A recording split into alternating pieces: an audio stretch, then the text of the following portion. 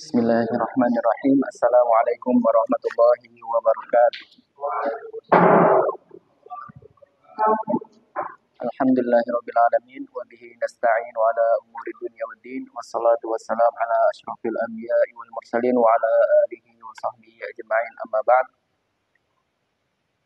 Alhamdulillah, pertama kita ucapkan rasa syukur kita karena Allah Subhanahu wa taala telah memberi kita kesempatan, memberi kita kesehatan, dan memilih kita untuk menghabiskan waktu kita di waktu ini untuk beribadah kepada Allah Subhanahu wa taala. Maka kita luruskan niat kita, bahwasanya kita di sini duduk ya, belajar dalam rangka beribadah kepada Allah Subhanahu wa taala di rumahnya Allah Subhanahu wa taala, di salah satu rumahnya Allah Subhanahu wa taala. Dari sekian banyak manusia di muka bumi ini, kita dipilih oleh Allah Subhanahu wa taala untuk mempelajari ilmu, untuk hati kita mau untuk ke masjid, untuk ke musola, ya, memakmurkan masjid, lalu kita mempelajari. Insya Allah kita akan mempelajari dari hadis Nabi Muhammad SAW. Maka kita patut syukuri karena Allah Subhanahu Wa Taala juga berfirman, la in syakartum la azidannakum. Kalau kita bersyukur, insya Allah Allah akan tambah nikmat kita. Mungkin Allah Subhanahu Wa Taala bisa akan istiqomahkan kita, beri kita lagi waktu, beri kita lagi kekuatan, beri kita lagi keinginan untuk selalu di masjid, untuk selalu mempelajari ilmu. Amin ya Rabbal. Oke. Baik, insya Allah sekarang karena ini kajian pertama, saya akan memberitahu bahwasanya kita akan mengaji syarah Arba'in Nawawi, hadis Arba'in Nawawi dari kitab At-Tabyin namanya.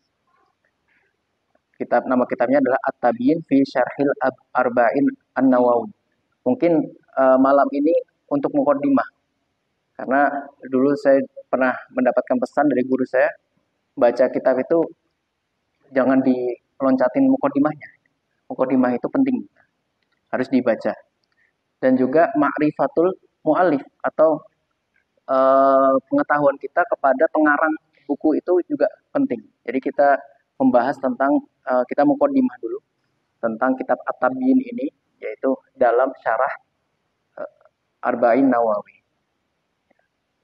Kalau cukup insya Allah sama hadis pertama, mudah-mudahan cukup. Atau kalau dapat setengah, ya setengah kita lanjutkan part 2-nya pertemuan berikutnya. Oke. Mungkin saya langsung saja karena agak banyak. Pertama saya membahas takrif bi Imam Izzuddin Ibnu Jamaah. Jadi nama pengarang kitab ini adalah Imam Izzuddin Ibnu Jamaah. Nama lengkapnya adalah, nama dan nasabnya Izzuddin Muhammad bin Syarifuddin Abu Bakar bin Izzuddin Abdul Aziz bin Badruddin Muhammad bin Ibrahim bin Sa'dullah Ibnu Jamaah Asy-Syafi'i Al-Kannani Al-Misri. Beliau itu sering disebut atau lakopnya atau julukannya Ibnu Jamaah. Tetapi perlu diketahui juga, imam atau ulama yang disebut pakai nama Ibnu Jamaah itu ada beberapa, yaitu kakek beliau, saudara beliau, ada beberapa yang namanya Ibnu Jamaah juga. Jadi kalau bapak-bapak nanti cari di Google misalnya tentang Ibnu Jamaah, itu yang muncul yang pertama itu bukan imam yang mengarang ini, imam yang berbeda. Entah itu saudaranya, itu kakeknya atau sepupunya. Jadi sama-sama Ibnu Jamaah.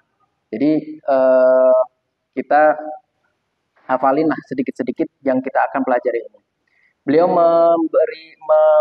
mendeskripsikan dirinya dengan Asy-Syafi'i. Jadi beliau bermadzhab Syafi'i. Ya, jadi imam zaman dahulu itu walaupun imam sangat besar, tapi mereka itu bermadzhab. Jadi jelas mazhabnya mazhab Asy-Syafi'i. Sehingga saya juga pilih Ibnu Jamaah, Imam Ibnu Jamaah, karena insya Allah lebih dekat kepada kita orang-orang Indonesia yang mayoritas bermadzhab Asy-Syafi'i. Beliau lahir di kota namanya Yanbu. Yanbu itu di pinggiran Laut Merah, di pesisir Laut Merah.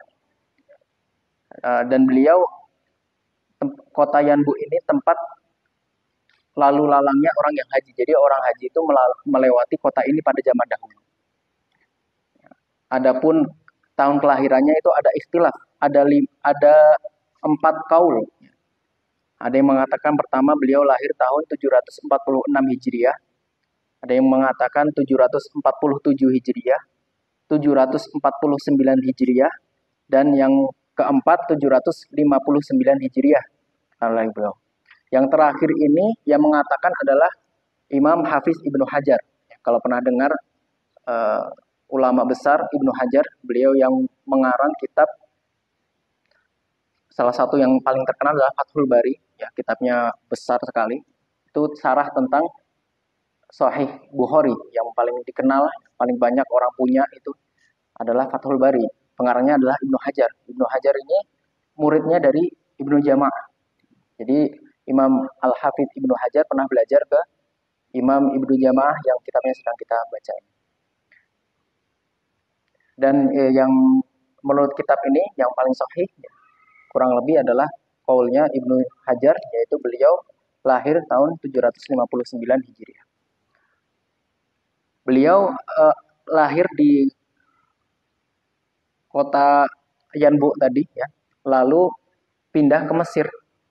Dan ketika di Mesir ini, di Yanbu itu antara Mekah dan Madinah. Jadi zaman dahulu belum ada negara Saudi, belum ada sebutan negara, ya. Tapi letaknya kira-kira di antara Mekah dan Madinah. Jadi ya di pinggiran laut, di jalan antara kota Mekah dan Madinah. Lalu beliau pindah ke Mesir.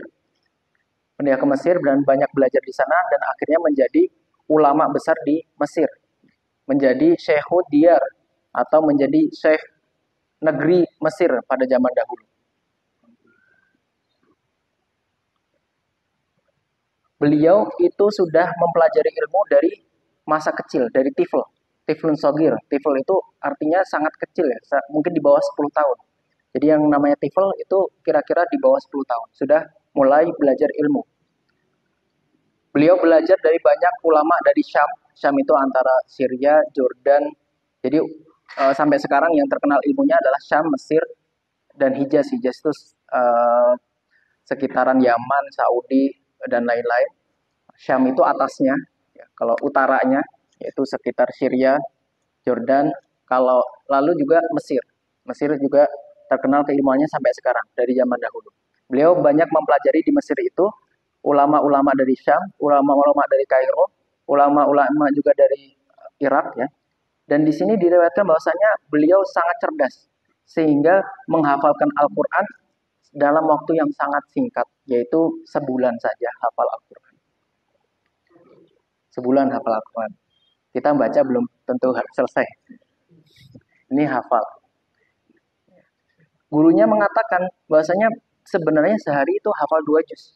Cuma selesai sempurnanya dia dalam 1 bulan. Ibnu Jama'ah. Mungkin kita sekarang mikir, bener nggak ya? Apa ini fiksi apa beneran nih? Ini beneran. Jadi kalau kita baca sejarah, misalnya contohnya yang di negara kita Babat Jawa misalnya. Kalau di kisah-kisah sejarah kita itu kadang ada makna sejarahnya itu bukan makna harfiah, tapi dia majas, ya. Jadi misalnya naik naga itu artinya apa itu. Cuma difilmkannya naga beneran gitu. Cuma kalau sejarah para ilmuwan itu ditulis di kitab biasanya, dan itu maknanya makna harfiah. Jadi benar-benar beliau itu menghafal dalam waktu 1 bulan, dan itu banyak gitu. Bukan hanya Imam Ibnu Jama'ah, tapi imam-imam atau ulama-ulama lain pada zaman itu tuh banyak yang mampu hafal Al-Quran dalam waktu yang singkat. Karena memang kecerdasannya itu di atas rata-rata. Kita mungkin sangat heran atau hampir tidak percaya karena mungkin itu mustahil di zaman sekarang. Mungkin kita nggak pernah lihat orang bisa melakukan itu di zaman sekarang. Ya karena dulu mungkin nggak ada HP, nggak banyak distraction, ya, nggak banyak gangguan. Ya, setiap hari beliau menghafal 2 juz. Beberapa gurunya adalah Ibnu Jama'ah, yang namanya sama Ibnu Jama'ah, yaitu kakeknya sendiri. Ada ada Ibnu So'i' Al-Hanafi, ada Imam Sirat Al-Hindi, Imam Ar-Razi, Imam Subki, ya, ulama-ulama terkenal pada zaman itu. Yaitu guru-gurunya ada 10 sini yang sebenarnya disebutkan. Saya sebutkan beberapa. Ini beberapa yang disebutkan, tapi ada lagi yang lain. Lalu disebutkan juga di sini murid-muridnya yang terkenal. Yang pertama Ibnu Hajar Al-Asqalani, ya, yang sudah saya sampaikan di awal tadi. Beliau salah satu kitab yang sangat terkenal adalah Fathul Bari, di mana kitab itu kitab yang besar, ya, kitab tentang syarah Sahih Bukhari. Jadi Imam Ibnu Hajar adalah muridnya dari Imam Ibnu Jama'ah. Di sini sebenarnya disebutkan riwayat tentang Ibnu Hajar, karangan-karangan kitabnya, tapi saya singkat ya. Lalu yang lainnya yang bisa ada banyak sebenarnya murid-muridnya, tapi yang paling terkenal dan paling banyak kitab karangannya disebutkan di sini ada 7. Lalu disebutkan tentang sedikit biografi tentang Imam Ibnu Jama'ah. Beliau ini adalah seorang kalau nggak salah sebut ya, kalau orang yang jenius dalam banyak hal itu apa ya, polimer kalau nggak salah ya, kalau nggak salah disebut seperti itu. Jadi ada orang jenius dalam satu hal, misalnya orang jenius matematika tapi tidak jenius di hal lain. Kalau Imam Ibnu Jama'ah ini jeniusnya beberapa bidang. Jadi dia mempelajari tidak hanya ilmu hadis, tapi beberapa bidang, nanti akan saya sebutkan.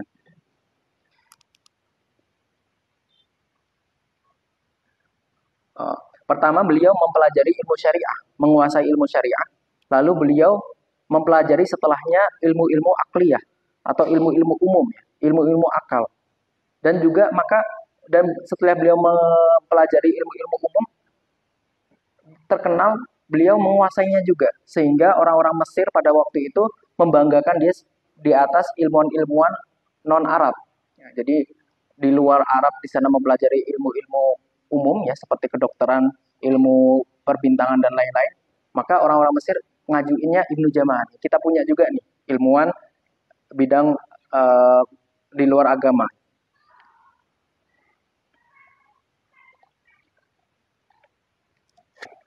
Beliau disebut sebagai Syekh Diyarul Mesir ya. Jadi Syekh negara Mesir waktu itu. Sebenarnya tidak disebut negara ya, karena belum ada negara, tapi dikenal di Mesir sebagai Syekh Diyar atau sebagai ulama yang diakui di sana ya, ulama besar. Anaukana yataharra alla yakuna illa ala taharah, dan beliau selalu menjaga wudu, selalu menjaga kesuciannya, disebutkan di sini ya. Dan beberapa tahun saya lalu juga saya mendapati beberapa orang tuh masih ada orang yang menjaga wudu itu ada. Jadi ada amalan tuh dia kalau batal wudu terus. Jadi kalau enggak, jadi berusaha menjaga dirinya suci. Nah, salah satunya beliau juga melakukan itu. Lalu dikisahkan juga di sini bahwasanya tidak pernah didapati beliau itu tidak ada orang bersamanya. Jadi selalu dipenuhi sama murid-murid itu. Dimanapun dia berada, pasti dia lagi bersama murid yang banyak gitu. Jadi dia tidak pernah diketahui sendirian lagi ngurusin burung, mungkin lagi nyiram-nyiram tanaman sendirian, nggak pernah. Jadi beliau itu selalu sibuk ngajar gitu, selalu banyak orang yang di sekeliling beliau mencari ilmu beliau. Itu dikisahkan seperti itu.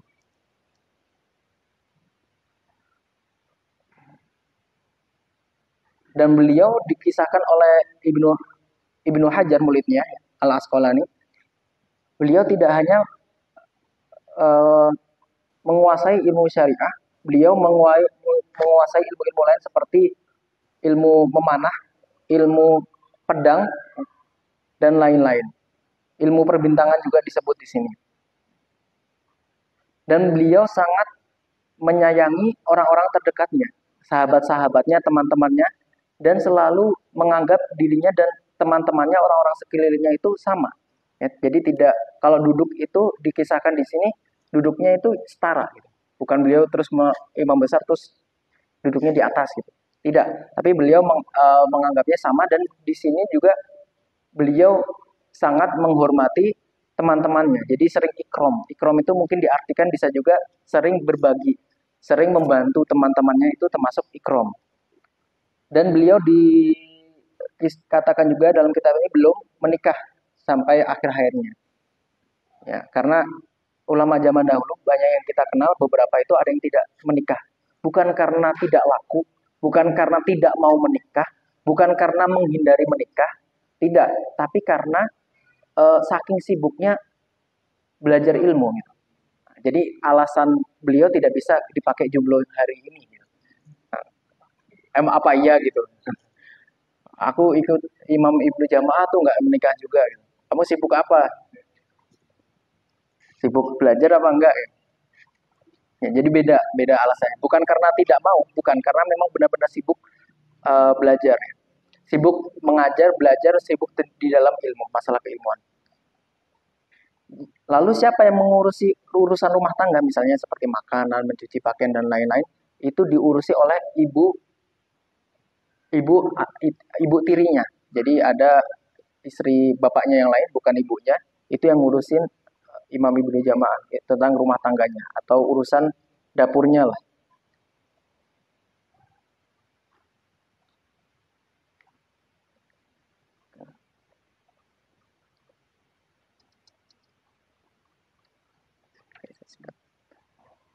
Dari beberapa di sini disebutkan tentang buku-buku karangan beliau. Ada jumlahnya ada 55 karangan, buku karangan ya. Pertama dalam masalah akidah ada, masalah fikih dan usul fikih ada, masalah hadis dan mustalah hadis ada, lalu sirah atau sejarah ada, lalu dalam ilmu bahasa juga ada karangan beliau, dan di ilmu-ilmu lain selain ilmu-ilmu yang sudah disebutkan ada juga, contohnya ilmu kedokteran, ilmu buat peniti ada juga, ilmu naik kuda, ilmu memanah, ilmu eh, apalagi di sini, ilmu psikologi ada juga. Jadi macam-macam. Beliau benar-benar, kadang kalau saya membaca biografi orang imam zaman dulu itu seperti mukjizat ya. Jadi seperti imam-imam pada zaman dahulu itu Allah ciptakan ya untuk ilmu itu sendiri gitu. Jadi ketika ada pembukuan, ketika ada kertas, itu di situ Allah Subhanahu wa taala ciptakan atau munculkan imam-imam di situ yang mana keilmuannya itu akan bermanfaat sampai akhir zaman. Saya berpikir seperti itu karena memang kalau kita berpikir itu kok jauh sekali sama kehidupan kita itu, bisa belajar dan ahli dalam berbagai macam ilmu dan ditulis manual tanpa copy paste ya. Dan bukunya terus dipakai sampai zaman sekarang, itu merupakan keajaiban menurut saya. Karena itu sesuatu yang luar biasa. Tidak biasa di zaman kita lah, berarti luar biasa. Nah, itu dari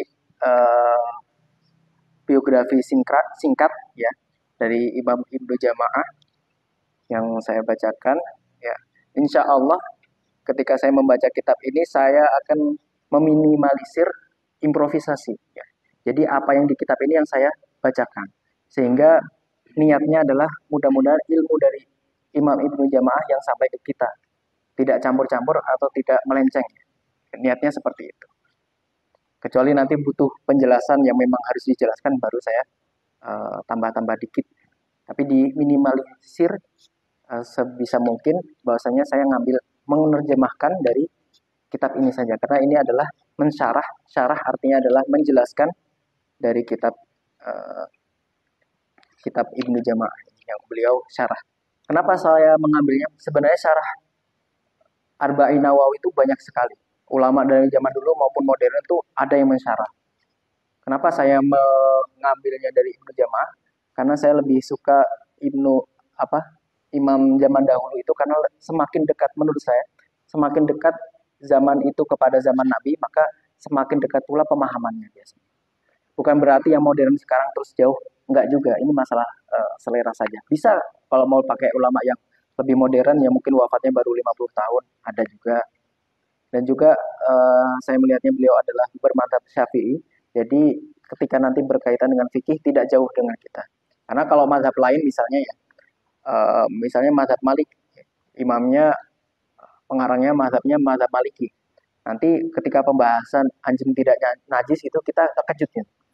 Karena misalnya di Turki itu orang melihara anjing orang Islam itu bukan suatu yang apa ya, seperti kalau kita kan pasti aneh ya, orang muslim gitu, orang sering ke masjid bawa anjing misalnya gitu, itu pasti aneh banget gitu. Tapi kalau di sana biasa saja, karena memang mazhabnya berbeda. Nah, kalau misalnya saya mau memakai kitab dari yang bermazhab lain yang jauh dari pemahaman kita, nanti takutnya kurang kurang cocok dengan kita. Maka salah satu kecocokan dari Imam Ibnu Jamaah dan mazhab beliau adalah mazhab Asy-Syafi'i. Dengan keahlian seperti itu, imam dengan keahlian sebesar itu, dia masih bermazhab. Mungkin kalau kita, ya kalau kita mungkin setara itu, mungkin berpikir untuk bikin mazhab sendiri, bikin pengikut sendiri gitu. Atau kalau kita sudah paham seperti itu, kadang kita berpikir orang mau buat mazhab sendiri itu, tapi ilmunya masih jauh sekali itu, kita malah kadang lucu aja gitu mas. Kok ini apa kita mau mensandingkan sama Imam Ibnu Jamaah aja masih jauh sekali. Bagaimana kita mau bikin mazhab sendiri? Bikin mazhab sendiri artinya tidak bermazhab. Kita mengikuti lah, berarti mengikuti yang pemahamannya jauh di atas kita, sangat jauh bahkan kita tidak bisa membandingkan ya. Kalau kita membandingkan ya seperti debu mungkin ya. Maka kadang saya kurang cocok kalau ada peribahasa semakin padi itu berisi, maka semakin menunduk ya. Kalau saya kurang cocok. Kenapa kurang cocok? Padi itu menunduk karena ada isinya. Ya. Karena ada isinya makanya dia jadi jatuh kan, jadi turun. Kalau saya ketika belajar membaca biografi ulama, merasanya malah seperti lihat ke laut. Kita pertama kalau lihat lautan dari pinggir pantai itu luas ya, pantai itu luas, laut itu luas dari ujung ke ujung.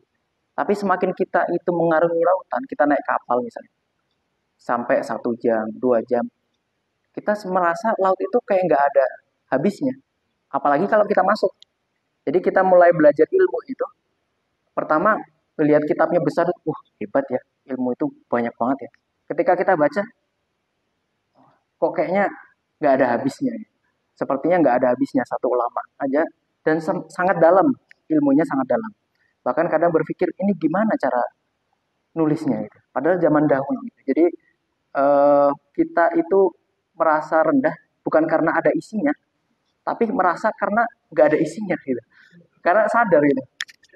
Wah, wah sangat jauh lah kita. Kayak, aduh kita jangankan mau kita itu mau merasa menyandingkan kita sama ulama itu. Kayaknya nggak pantas sekali lah gitu. Kita jadi muridnya aja bisa apa enggak gitu. Apalagi mau menyaingi ya, sangat jauh gitu. Jadi bukan kita tunduk karena banyak isinya, tapi karena kita merasa nggak ada isinya gitu. Jadi kita bersyukur sekali masih ada buku-buku yang bisa kita baca. Kita tinggal mereka-mereka, beliau-beliau, para imam itu yang sudah menulis susah-susah ya, dengan integritas juga, dengan kejujuran, lalu kita tinggal membaca hasilnya. Lalu di sini sebenarnya ada syarah dari Muqaddimah Arba'in Nawawi. Tapi karena sangat panjang, saya skip dulu. Insya Allah nanti suatu saat kalau dibutuhkan akan kita baca. Jadi syarahnya itu disyarah lagi. Apa Muqaddimahnya Arba'in Nawawi yang ditulis oleh Imam Nawawi itu disyarah oleh beliau. Di sini sangat detail syarahnya. Makanya saya lewatin dulu karena di sini alhamdulillah aja disyarah. Beliau kalimat pertama di syarahnya adalah alhamdulillahirabbil alamin. Alhamdulillah ini disyarah lagi, dijelaskan kenapa kok alhamdulillah nggak pakai al-madhu. Di sini syarahnya segitu aja udah panjang. Jadi saya sudah baca tadi. Sudah baca cuma saya kira sangat panjang ya. Nanti di-skip dulu lah insya Allah. Kita langsung masuk ke hadis pertama.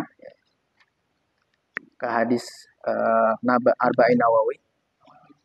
Insya Allah sama, hadisnya sama ya. Hadisnya an Amiril Mukminin Abi Hafsin Umar bin Khattab. Sama ya? Oh iya, maaf. Untung alhamdulillah saya nggak kelewatan ya. Salah satu dari, sebentar saya bacakan dulu. Kenapa beliau mensyarah Arba'in Nawawi? Baik, saya bacakan dulu. Qala Syekh Imam Al-Amaruflah. Ini adalah merupakan syarah atau penjelas tentang yang baik. Hasan di sini disebutkan syarhun hasanun, syarah yang baik untuk mensyarah Arba'in An-Nawawiyah rahimahullah taala ala musannifiha. Jadi beliau mendoakan rahmat Allah kepada Imam Nawawi, yaitu yang menjelaskan hadis-hadis nabawi yang disebutkan dengan kitab At-Tabyin fi Syarhil Arba'in. Kenapa kok 40 hadis? Ya. Kalau pernah ada yang bertanya-tanya kenapa 40 hadis? Karena ada riwayat hadis yang mengatakan bahasanya man hafidhu ala ummati arba'ina hadisan, barang siapa yang di antara umatku yang menghafal 40 hadis min amri diniha, dari masalah agamanya, ba'asahullahu ta'ala yaumal qiyamah, maka Allah Subhanahu wa taala, Allah taala akan membangkitkannya di hari kiamat fi zumratil fuqaha'i wal ulama, di golongan para fakih, para ulama fuqaha, dan juga para ulama, yaitu para ilmuwan, para alim ulama. Dan di riwayat yang lain, ba'asahullahu yaumal qiyamah faqihan aliman, Allah Subhanahu wa taala akan bangkitkan dia di hari kiamat dalam keadaan faqih dan alim. Barang siapa yang menghafal 40 hadis. Di riwayat Abu Darda disebutkan hadis yang sama, wa kuntu lahu yaumal qiyamati syafi'an wa syahidan. Maka Allah Subhanahu wa taala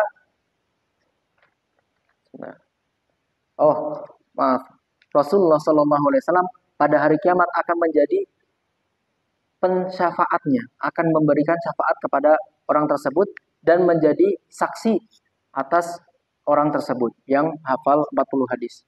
Wa fi riwayat Ibnu Mas'ud, dalam riwayat Ibnu Mas'ud dikatakan, udkhul min ayyiba abwabil jannati syi'ta. Masuklah ke pintu surga manapun yang kamu mau. Jadi fadilahnya 40 hadis tersebut. Wa fi riwayat Ibnu Umar, dalam riwayat Ibnu Umar dikatakan, kutiba fi zumratil ulama, dia akan ditulis di golongan para ulama. Wa husyira fi zumratis syuhada, dan juga dia akan dibangkitkan di kumpulan para orang-orang yang syahid. Di sini ada kejelasan yang beliau menjelaskan, wattafaqal huffadhu ala annahu hadisun dhaif. Para penghafal hadis bersepakat bahwasanya hadis-hadis tersebut adalah hadis yang dhaif. Wa in kasurat turuquhu, walaupun banyak periwayatnya, banyak torik hadis tersebut, tapi para ulama sepakat bahwasanya hadis-hadis tersebut adalah hadis yang dhaif. Tetapi para ulama juga sepakat bahwasanya beramal, mengamalkan atau bukan mengamalkan, menjadikan hadis yang lemah sebagai motivasi itu boleh. Itu boleh dan dianjurkan.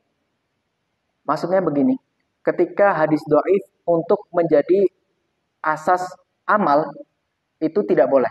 Tapi kalau amalan yang sudah ada dasarnya, contohnya amalan yang sudah ada dasarnya sholat, itu udah jelas ada dasarnya.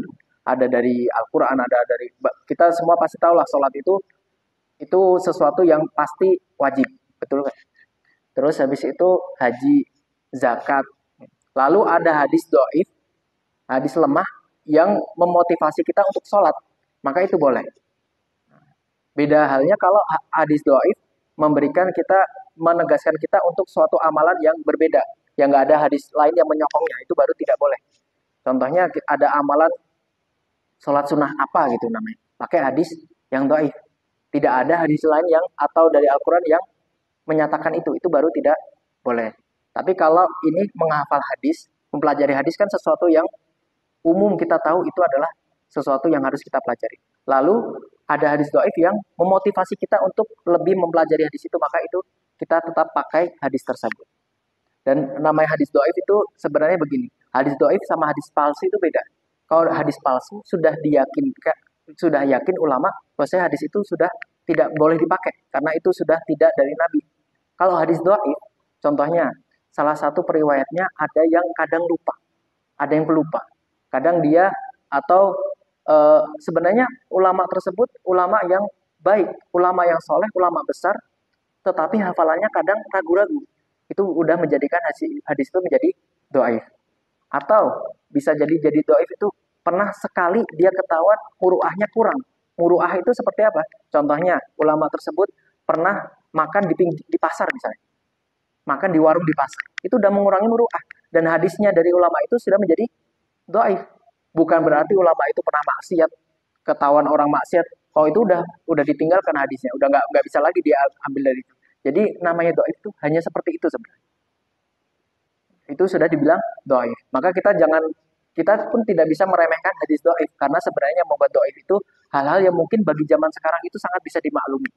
Tapi zaman dahulu karena ketatnya ulama dalam mensaring hadis-hadis itu seperti itu. Kalau ketahuan dia pernah bohong sekali aja, walaupun bukan bohongnya tentang hadis, itu udah ditinggalin orang itu. Udah nggak bisa lagi diambil hadis dari orang tersebut, walaupun sekali. Contohnya dulu Imam Bukhari pernah mau ngambil hadis dari seseorang, orang tersebut nipu unta. Jadi unta itu mau dipanggilnya kayak kasih makanan gitu, padahal nggak ada makanannya. Jadi kayak manggil unta itu kayak dikasih makanan, makanannya nggak dikasihin gitu. Bohong-bohongan, padahal bohongin unta bukan bohongin orang. Itu hadis Imam Bukhari udah nggak mau lagi ngambil dari orang tersebut. Jadi saking menjaganya periwayat-periwayat hadis itu. Jadi hadis yang tentang arba'in, fadilah arba'in tadi adalah ulama sepakat bahwa itu hadis yang doif, bukan palsu, tapi doif, tetapi tetap dipakai untuk sebagai motivasi kita. Itu penjelasannya. Lalu beliau Ibnu Jamaah mengatakan, beliau mensyarah ini bukan berdasarkan karena motivasi tadi. Motivasi tadi tetap dipakai, tapi alasan beliau mensyarah Arba'in Nawawi bukan itu. Tapi apa? Karena menghafal hadis. Nah, summa min ulama man jama' arba'in. Jadi ulama-ulama lain berlomba-lomba karena ide mengumpulkan hadis dalam jumlah tertentu adalah ide yang sangat bagus. Karena jadi orang itu bisa fokus ya. Misalnya dikumpulkan 40, bisa ngafalin fokus 40 itu. Kalau nggak ada batasannya kan jadi bingung mau ngafalin berapa banyak nih. Atau jadi kurang motivasi. Jadi ulama zaman dahulu banyak yang mengumpulkan hadis, misalnya hadis tentang ilmu usuluddin 40. Ada yang mengumpulkan hadis tentang jihad 40. Hadis yang tentang maslahat masyarakat umum 40 dia kumpulkan tentang bab itu saja. Ada banyak ulama zaman dahulu. Nah, beliau mengomentari tentang Arba'in Nawawi. Kalau Arba'in Nawawi ini mengumpulkan berbagai macam permasalahan umat yang menurut beliau masih relevan pada zamannya. Dan pada zaman sekarang juga masih relevan untuk permasalahan-permasalahan kita pada zaman sekarang. Maka kita niat juga untuk kita hafalin. Walaupun yang awal-awal panjang-panjang. Tenang aja nanti ada di tengah-tengah banyak yang pendek juga. Jadi jangan semangat yang pendek doang. Atau kita niatlah kita hafalin 40 hadis ya. Jangan dikira kalau anak, wah udah tua, Ustaz, kita udah tua, susah ngafalinnya gitu misalnya. Alasannya begitu. Jangan kata siapa anak kecil gampang ngafalnya. Anak kecil itu kadang 2 jam itu satu baris itu gak hafal loh. Susah juga anak kecil. Jadi kita niat untuk kita hafalin lah ya. Sama-sama gak ada alasan kita karena kita udah tua ya. Ya. Insya Allah tetap bisa lah. Dan ini hadisnya hadis-hadis yang penting dan insya Allah sahih semua. Nggak ada hadis doifnya, nggak ada hadis palsu, apalagi insya Allah tidak ada. Riwayatnya mayoritas mutafaq alaih, yaitu Imam Bukhari dan Imam Muslim. Yang pertama, insya Allah kita mulai masuk. An Amiril Mukminin Abi Hafsin Umar bin Khattab.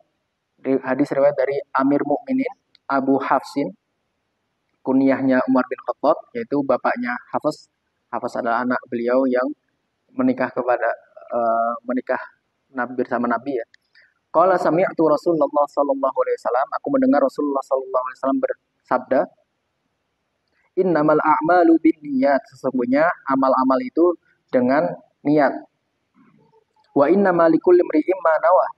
Dan sesungguhnya setiap manusia, setiap seseorang itu sesuai apa yang diniatkannya.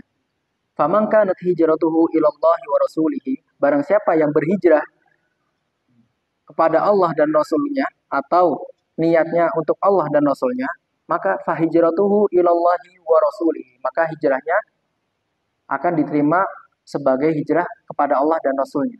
Wa man kanat hijratuhu lidunya.